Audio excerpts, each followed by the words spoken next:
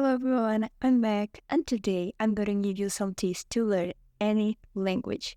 Well, this comes from pseudo polyglot. I speak English and Portuguese fluently, and I also speak French, Spanish, and German. And I hope I can help you today with this. And they actually work. I apply these tips in my daily studies, and they actually are amazing. And I hope it can help you today. Okay, the first one is translate songs to your language. This is the tip that I made the most, and this actually worked. I can confirm it. When I was studying English, this is the tip that I most used, and this is perfect because when you don't know anything about a language, translating songs is the best way you can study because you have written, so it makes it easier to you remind the lyrics of the song. This also help you with the pronunciation because you're listening to people pronunciating it, and you start to this word I can translate like that. Besides it, you can also improve your vocabulary because in these songs you will learn many new words in the language you're studying, and also you can learn the language works, like the grammar, the structure of the phrases and all. It really helps me, especially with present perfect, past perfect, all the things. You see these on songs and you start to remember it. It helps you to okay, when I'm talking about this, I use this word, and with songs it makes everything easier. So sometimes I don't know how to pronounce a word, but I remember, okay, I already listened to this word in a song, so I know how to pronounce it. So this tip I really use, and this actually work in every language, in English. It helped me so much, and even today that I study French and German, I use it. I don't use it too much in Japanese because I'll talk about it later. But for the language that has the same alphabet, it really helps. Okay, so translate songs. I used to translate like Demi Lovato songs to Portuguese, Ed Sheeran songs to Portuguese. And if I know English today, it's because I did that. Okay. The second tip is search for good YouTube channels to study. This is the best tip I can give you because when you have a good teacher who will teach you the language for free, man, you're so lucky when you find it.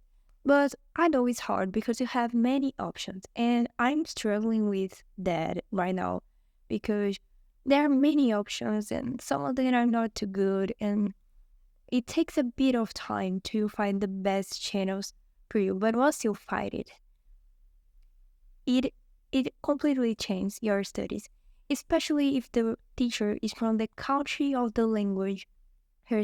So you want to learn French, you study with a French teacher. You want to study English, we will study with a British teacher, an American teacher. And in my case, what helped me the most when I was studying English was to find American teachers that speak Portuguese. So they kind of understand the logic of both languages, and they could make some comparison between them. So if you can find a teacher, native speaker of the language you're learning, that speaks your language, man, you're so lucky. I was very lucky, very lucky. And I learned English with them when it comes to grammar, when it comes to that case that only people who was born speaking the language knows. It was perfect for me. And I really recommend you to search a little bit. It's not easy. It takes time. And as I said, I'm struggling with that, with French, with Japanese. I'm studying, I'm searching a lot, and I can't find a good teacher yet. But I'm trying to study with the options I have, but I haven't found a perfect teacher yet, like I found when I was studying English. The third tip, The third tip is to watch content in the language or things of your interest. Man, it helps you a lot, especially with listening.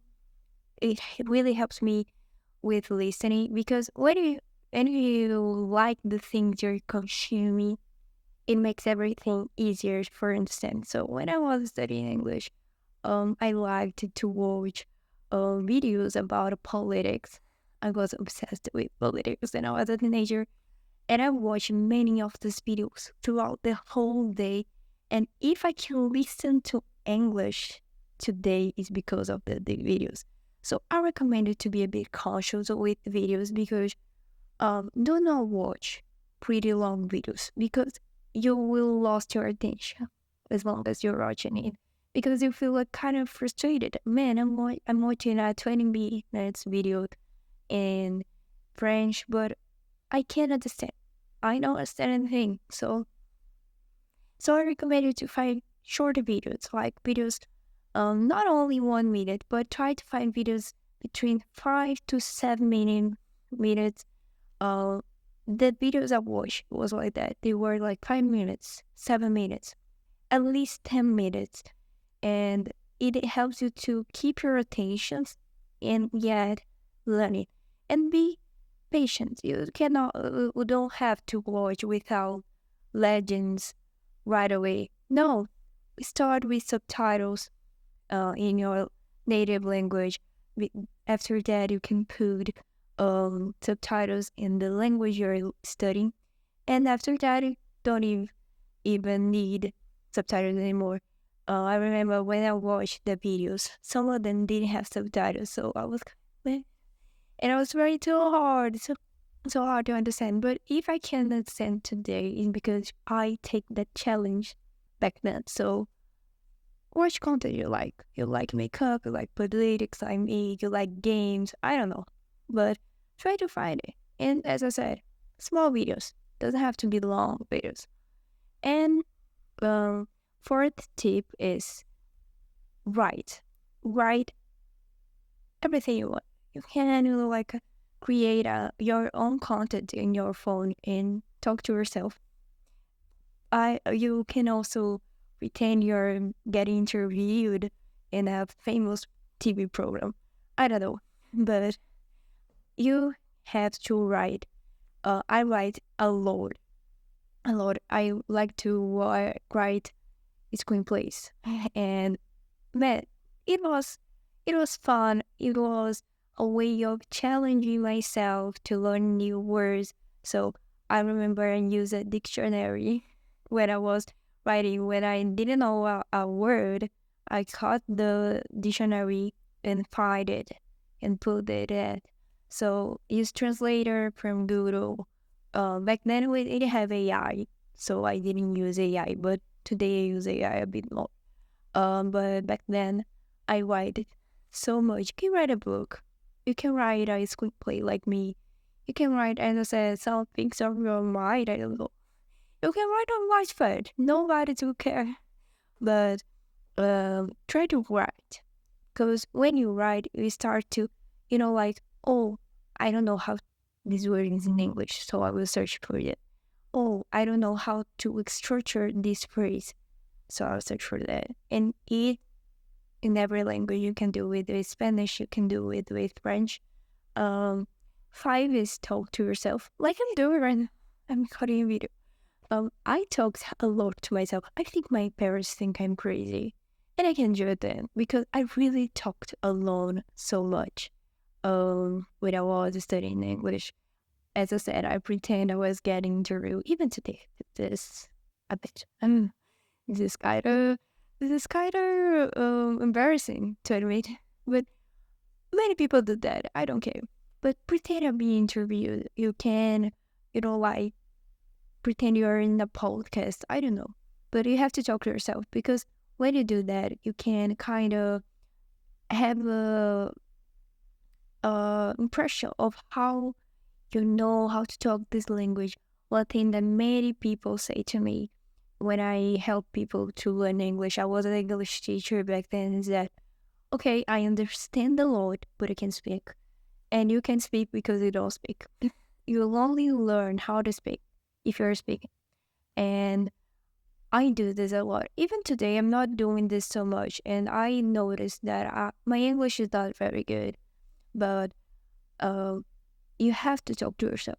So even if people think you're crazy at all, don't care. You're studying, you're learning, and you have to do this with everything. I can't deny that with French for me is a bit embarrassing to talk to myself. I still didn't feel very comfortable doing that. But as I said, I had to challenge myself. When it was in English, it was very easier when it's with French. And Japanese even worse. Six is read comics. This is a tip that I find out recently, but when you read comics, it's a really good way of like working on your reading because comics have small lines, so it's not very hard. The same tip that I gave you with videos. Don't watch long videos. Watch small videos to keep your attention on that. The same work with comics. The short lines helps you to understand better the lines, what they're talking about, the logic. When you catch a book to read, it's much harder. I say this because when I was 16, I buy 16. I think I was younger. I guess 15. I buy Agatha Christie's book, the ABC Crimes, I guess is the title in English. Okay, I buy it. I even have it here. I will catch it when I meet it. Here, the ABC Mother. And I remember I tried to read this in the start of 2020. And it was so hard to read. It's an amazing book, but I couldn't, like, learn a lot from it because I wasn't understanding. I was barely understanding what is written here because my English was good, but as I said, it wasn't catching my attention. And today I read a lot of comics, especially Japanese comics translated to English. It is so easier. When I'm a beginner, I really recommend it to read comics and not exactly books. Many people say, "Oh, read child books." And yes, it's a good tip, but will you enjoy it? Isn't better read a Marvel comic? Isn't better read a manga? So you have to read things you like. So you like fantasy, you like sci-fi, you like romance. I don't know how it is in English. How is for it? But anyway, you like mystery. You have to read things you like. So I recommend you to find things you like with small lines because it is easier to you to keep attention and learn new words, learn how to write, learn how to structure a phrase and all. And 7, if a language you're studying, it has another alphabet, it starts always with alphabet. Oh my god, I learned it in such a hard way. When I started to study Japanese, I didn't start with the alphabet. And it was like a completely lost of time because I was studying in a language I didn't even know the alphabet. How will I write? How will I read if I don't know the alphabet? So it was completely wrong for me to start with that. So don't start with that actually. So start with the alphabet. If you're studying Korean, if you're studying Russian, if you're studying Japanese, if you're studying Chinese, Mandarin, start with the alphabet because it is the best way for you to know how to write. So okay, I know many words in Japanese, but I don't know how to write them. I don't know how to read it. So start with the alphabet if you're studying a language with another alphabet. Okay, and this is the tips in general. I hope I helped you. And anyway, if I remember other tips, I can share with you in another video. But keep doing it. Keep studying, okay? The consistency will be your best friend through this journey. So you have to write a lot. Write everything you will learn on a notebook and search for a site YouTube channels. It will all help you with this journey. And I hope I helped you with a bit. This video is a bit shorter than the last one, but I hope you like it. So, bye.